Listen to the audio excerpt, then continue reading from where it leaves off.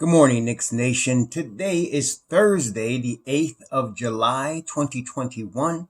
I hope you're healthy and COVID-free today. I hope your family is healthy and COVID-free and that your household is having all their needs met as far as food, shelter, clothing, and health. Blessings upon those that work in the healthcare field that are trying to save lives. Blessings upon those that pick up garbage for us to make our places clean. Blessings upon those that make deliveries for our convenience. Double blessings on those trying to deliver boys and girls, babies, teenagers, men and women from pedophilia, from sex trade, from human trafficking. Curses upon those involved in making these people victims. Double blessings also upon those working for the homeless. 600,000 people in the United States alone, millions around the world, dealing with no food, no shelter. May those that are helping be blessed, and those themselves, for theirs is the kingdom. Today, we're going to be reviewing James Bouknight from the University of Connecticut.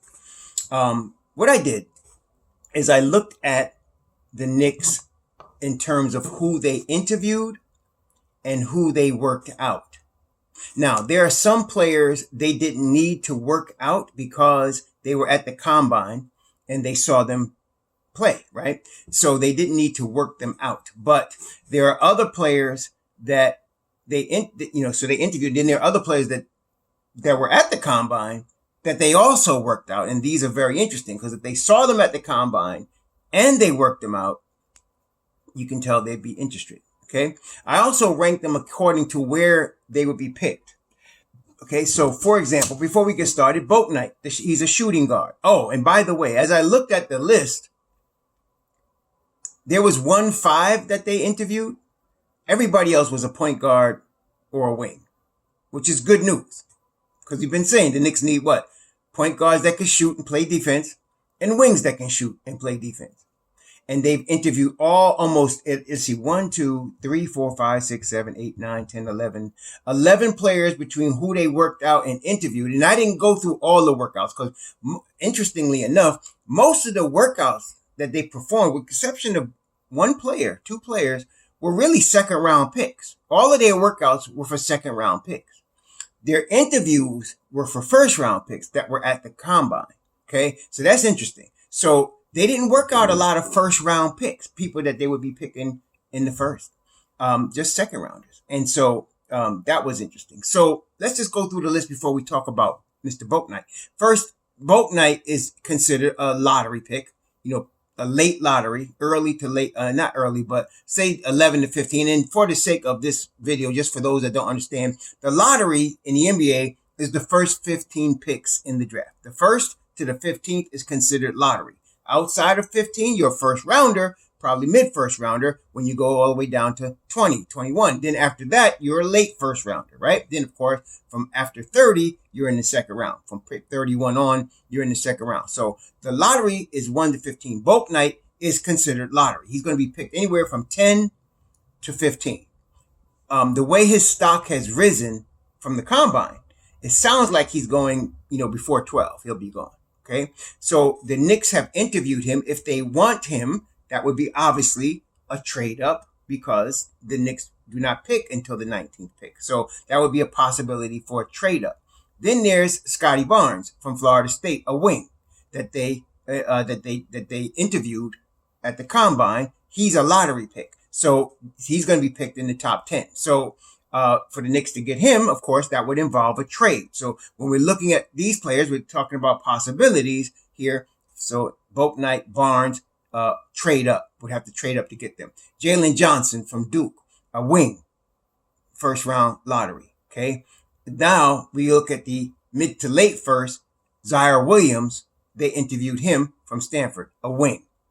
A point guard, Jared Butler from Baylor. They interviewed him. He's mid first.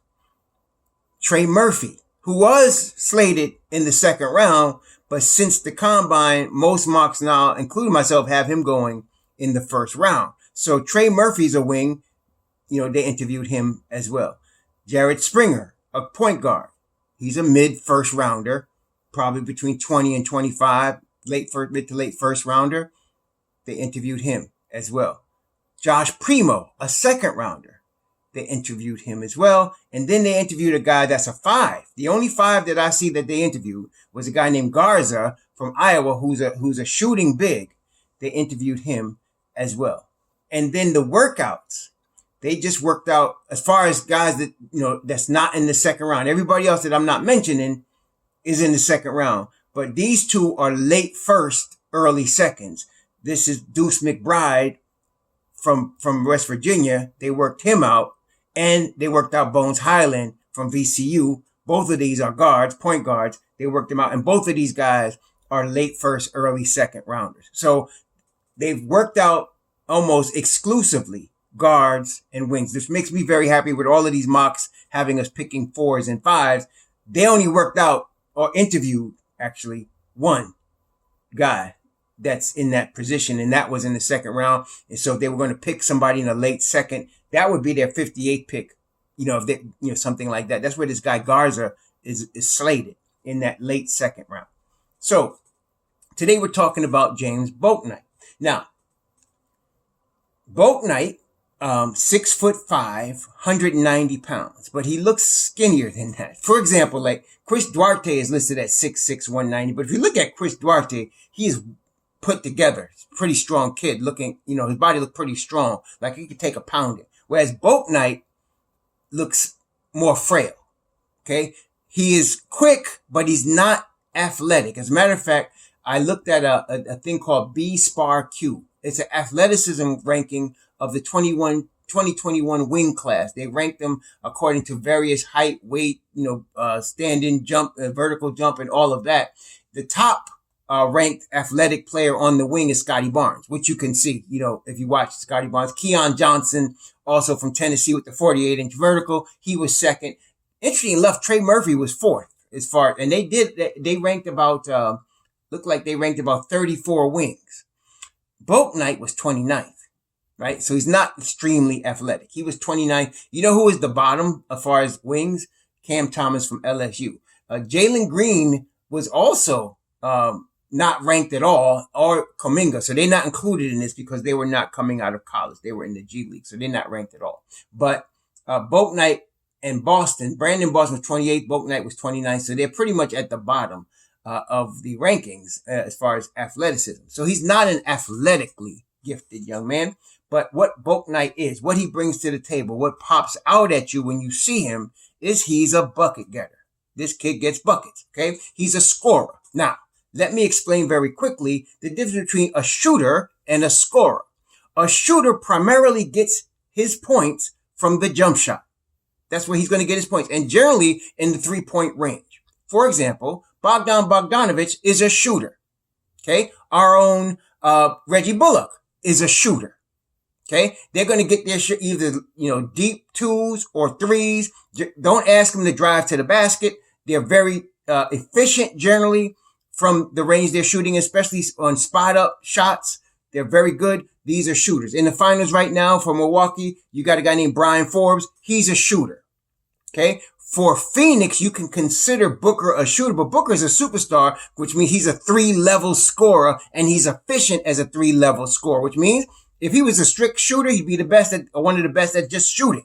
But he can score from the mid-range. He can score from the 3. He can finish at the rim as well at high level. Efficiency is important. Bouknight has the ability to be a 3-level scorer. His efficiency is on and off. In other words, he only shot 29% from 3 at UConn, which is deceiving but he took a lot of bad shots. They call them tough shots, but they were just bad shots. Now, somebody might give him the excuse and say, he played on a team that wasn't very good. They were depending on him. Okay. But the problem is this. A guy that's used to carrying a team and taking bad shots develops a habit of taking bad shots. He's going to have to be coached up, which brings me to the next point. Bouknight is not a kid that can come in and play right away for Tom Thibodeau. I'm going to tell you why. He really does give maximum effort. He's actually a very good on-ball defender. Very good on-ball defender. But, and this is not uncommon among rookies, and this is why Tom Thibodeau doesn't play a lot of rookies. When you're playing team defense, he ball watches a lot. And in the NBA, if you ball watch, what I mean by ball watch, in other words, you're supposed to always be able to see your man and see the ball. You're supposed to understand, especially in Tom Thibodeau's defense, he expects you to understand what the offense is trying to do and read it. Okay. So that you're always in position, ball man, and you know what the offense is trying to do. So you're in the right position, playing the passing lanes in the right angle, so on and so forth, which is why the Knicks went from one of the worst defensive teams to one of the best because of that. He expects you to work very hard, both mentally and physically on the defensive end.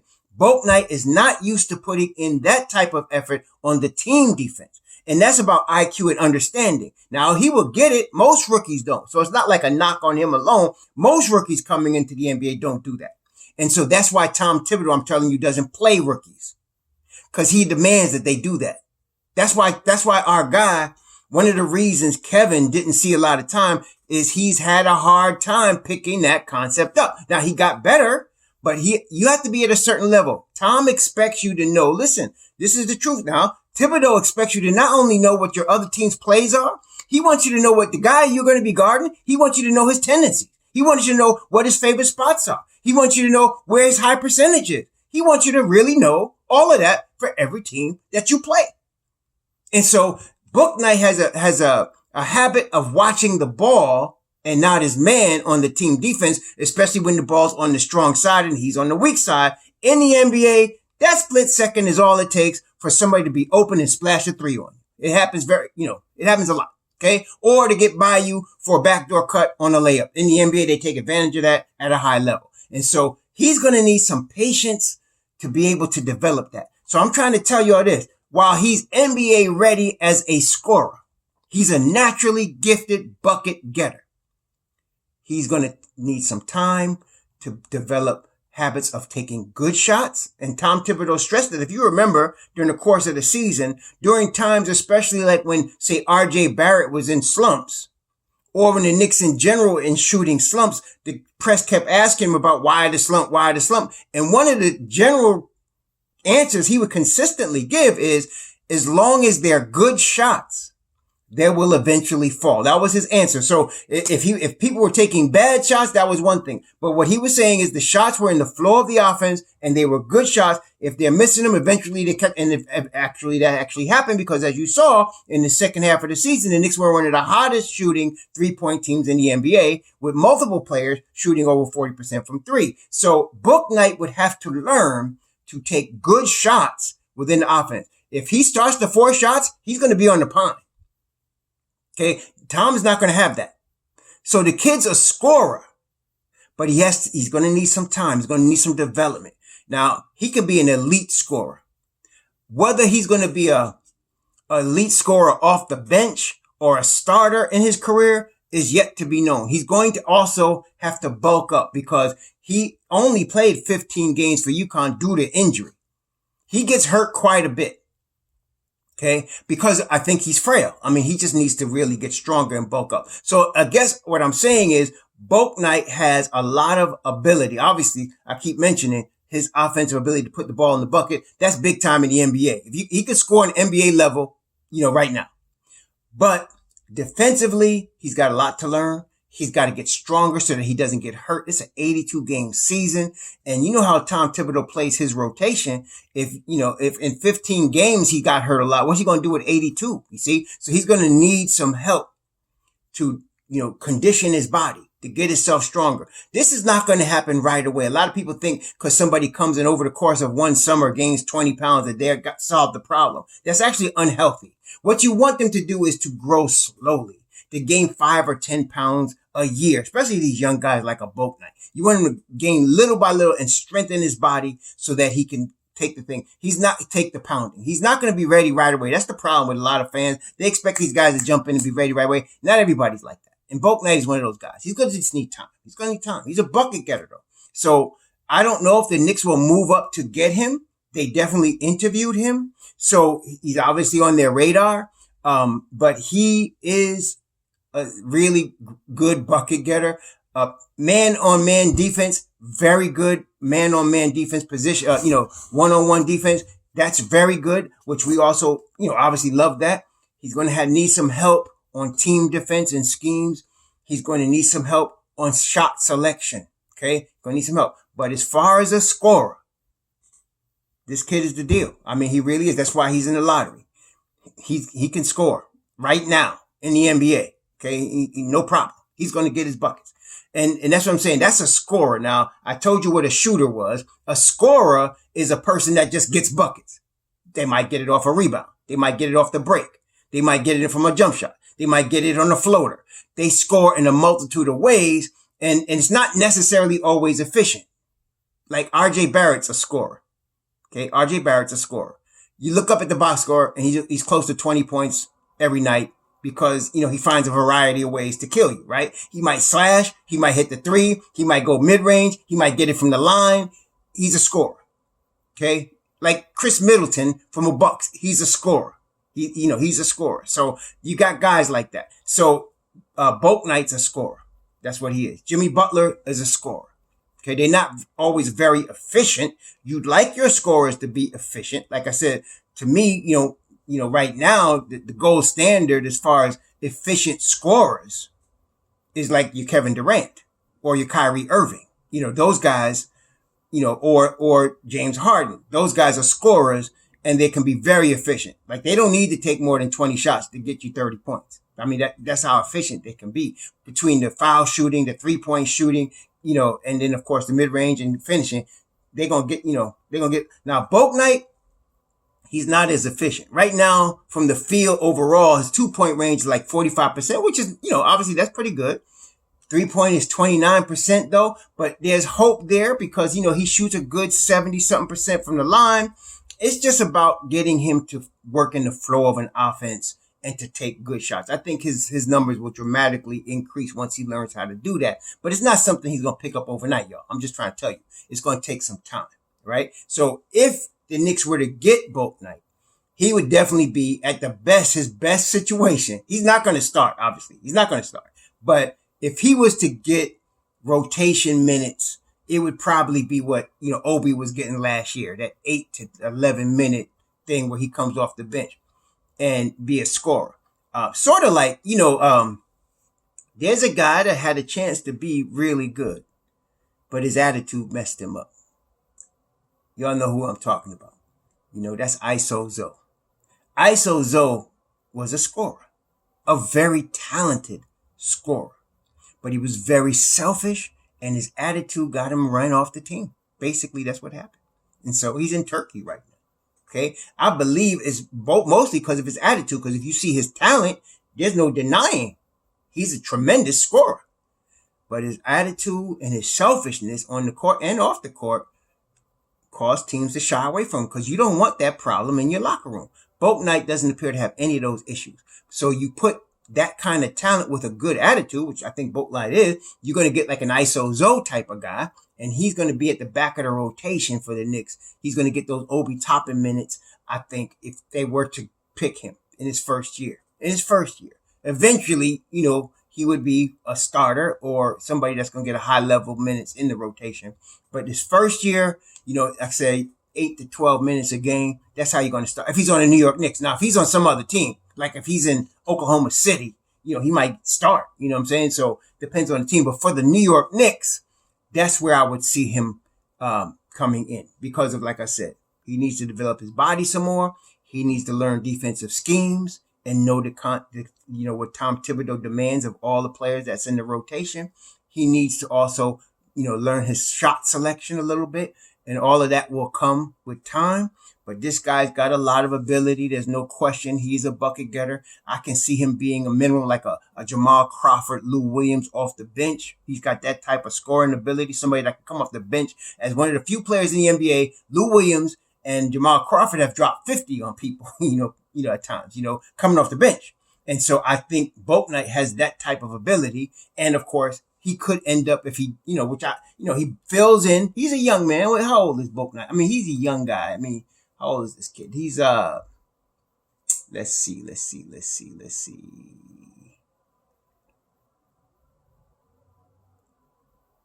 20. He's 20 years old. He's going to be 21. He's young. He's 20, going to be 21. By the time the season starts, he's 21, right? So he's a young guy. Okay, give him a couple of years. When he's 23, when he fills in a little bit. And if you notice, all the players that are really good players, if you looked at him 2 years ago, like I mentioned, you look at Devin Booker 2 years ago when he first came in the NBA, he looked like a baby, Now he looks like a man, So you got to give him some time to develop, a little bit muscular, a little bit go into his grown man body. This guy's going to need that. He's going to need some time to do that. I don't think he's going to, as much as he's from New York and all that, I think the fan base would hurt this kid. Because a lot of Knicks fans expecting a lot right away. He's not going to be that guy right away. He will be that guy in 2 years. But he's not going to be that guy right away. And I see too many Knicks fans ready to trade a guy. I mean, you got people talking about trading R.J. Barrett. You understand? I mean, after his second year. Or trading Mitchell Robinson at the third year. So we got a lot of fans in Knick Nation that hurts a guy like Bouknight. Especially him being from New York. He's going to press. He's going to want to impress and he's going to press. Because he's from New York, right? But minute, he only gets 8 to 12 minutes. People are going to be whining. Then he comes in. He's not able to get his stuff off because he's only playing a few minutes. People are going to be whining. And then he's going to show flashes. People are going to say he should start. And, there's a lot of overreaction in New York. But Bouknight is going to be a player. He just needs 2 years. That's what I'm saying. He needs 2 years. He needs 2 years to bulk up, 2 years to learn the game, 2 years to learn the schemes, 2 seasons. His first season, he's going to get sparse minutes in the Tom Thibodeau rotation, if he gets any. And his second season, he will see more time. He's going to be a typical rookie, I think, under Tibbs. That, will be like this situation right here. So that's what I think. Bouknight, like I said, I'm very impressed with him. I can understand why he's a lottery pick because of his bucket getting ability. It's elite. He's got elite bucket getting ability. But he's got a lot of work to do, which I believe in the long term, he's going to get it done. No problem, as long as he doesn't hurt himself. He's not a guy. The thing that's good about him not being very athletic is that he doesn't depend on athleticism. People that depend on athleticism are one knee injury away from not being in the NBA anymore, right? Because they're depending on their athleticism. They do a lot of dunking. They do jumping over people, using that athletic ability. Bouknight is not like that. He's a speed guy, very fast, but he's not a guy to try to play over the rim over time. So that's actually bode well for him. But he still hurt his legs a couple of times. So he's got to get stronger.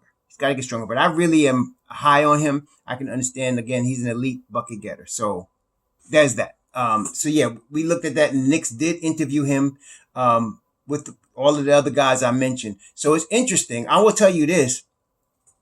I don't think where the Knicks are drafting that they're going to choose a guy that they either have not worked out or have not interviewed.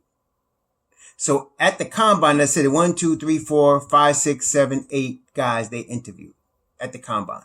Probably others, but the media didn't focus on any of the others. I don't know who else but in terms of first round possibilities, 8 guys they interviewed. Okay. And then they worked out 2.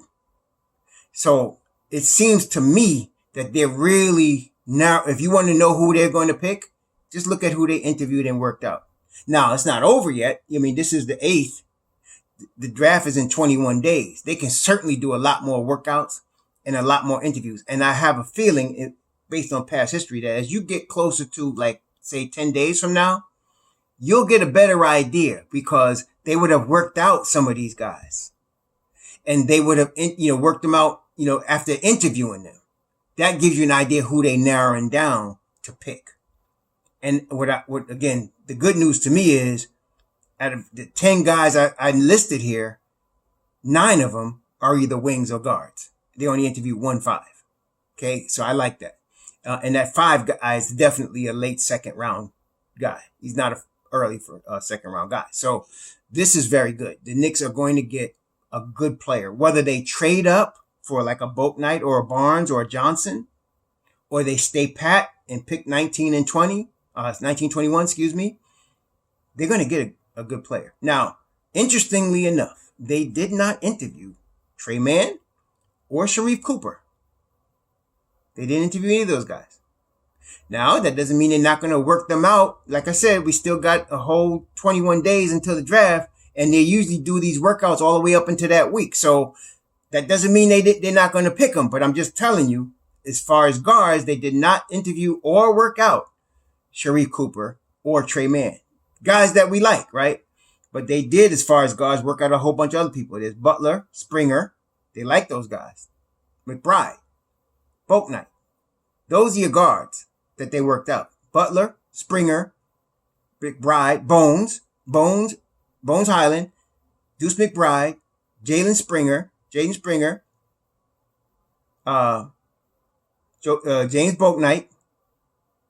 That's who they worked out. And Jared Butler they interviewed. He didn't work out because of the heart situation, the medical, right? But they interviewed. These are the guards they either worked out or interviewed. So at this point, we got to understand they wouldn't be picking a Trey Mann or Sharif Cooper unless, like I said, I'm going to be keeping, and I hope y'all do too, keep an eye out, because if they ever work these guys, at this point, the combine's over, right? So they can interview you by Zoom, but having seen all of the guys at the combine, I don't think they're going to waste time interviewing them again. The next thing they're going to do is bring you in for a workout, right? So we still got some time to see who they work out. I'm hoping they work out Trey Mann and Sharif Cooper, because we all like, a lot of us really favor them, and they have, of course, the mock draft have us picking them. A lot of mock draft have us picking them guys. But at this point, the guards they have either interviewed or worked out: Bouknight, Butler, Springer, McBride, Highland. That's who they've interviewed. And the workouts of McBride and Bones happened like 2 weeks ago. They like, before they even the combine, they worked these guys out. And so they, they probably took them to dinner, interviewed them the whole nine. So that's what you're looking at. And so McBride and Bones are late first, early seconds. Okay. The rest of these guys, and Garza and Primo are seconds. Anywhere in the second round, these guys could go. Springer, Murphy, Butler, these are first rounders, right? These are the guys that we could pick at 19 and 21. So that's just giving you an idea what they're looking at. So again, let's keep an eye out, because over the next 10, 12 days, we're going to see them work out some more players, and we'll get an idea. And especially watch this. If they bring a guy that they've interviewed in for a workout, like if they bring Bouknight in for a workout, something's up, right? Or if they bring Murphy or Springer in for a workout, or when Butler gets cleared and they bring him in for a workout, that's telling you something. They're really focusing. They're not going to pick a guy they haven't interviewed or worked out. I can tell you right now, that's not going to happen. Not with the Knicks, not as thoroughly as they're working in this thing. Now, Duarte, there's been no news of who he has talked to. But for him to pull out of the combine, he has talked to somebody. And I got to believe the Knicks have met up with him before the combine, before anybody knew what was going on after the NC2A tournament. I got to believe they've contacted him and his people. There's no news about it.